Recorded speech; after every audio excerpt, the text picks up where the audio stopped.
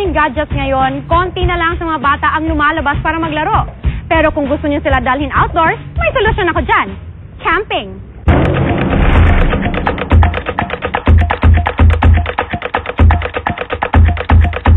Priceless. Ika nga nila ang mga tanawing tulad nito.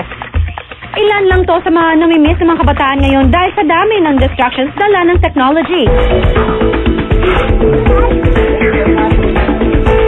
Kaya naman para maengganyo ang mga chikiting na lumabas at i-enjoy muli ang outdoors, inorganize ng The North Face ang The Great Camp Out.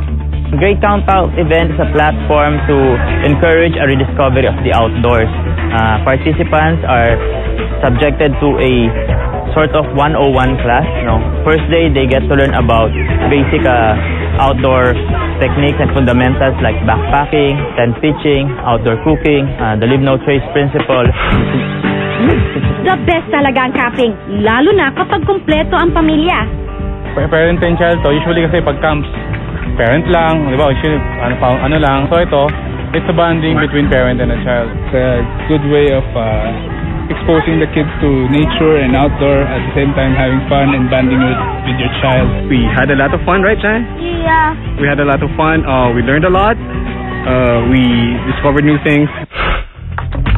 Bukod sa bonding, mas lalo pang sumaya ang camping dahil sa iba't ibang activities.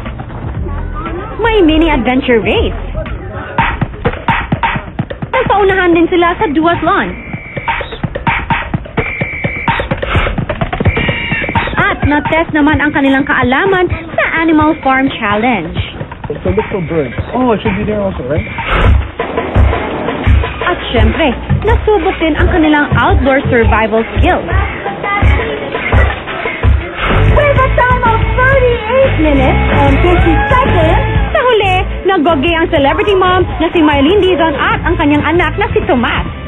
Gusto ko kasing expose si Tomas sa mga yung sa nature, yung mga activities na pwede namin gawin na doesn't involve the iPad. I didn't think naman that we were going to finish first. I mean, we just did the whole thing like a typical race. Kakapagod, pero it was worth it.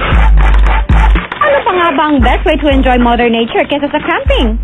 Kaya ano pa ba hinihintay nyo? Dalhin nyo na ang buong pamilya at mag-explore outdoors.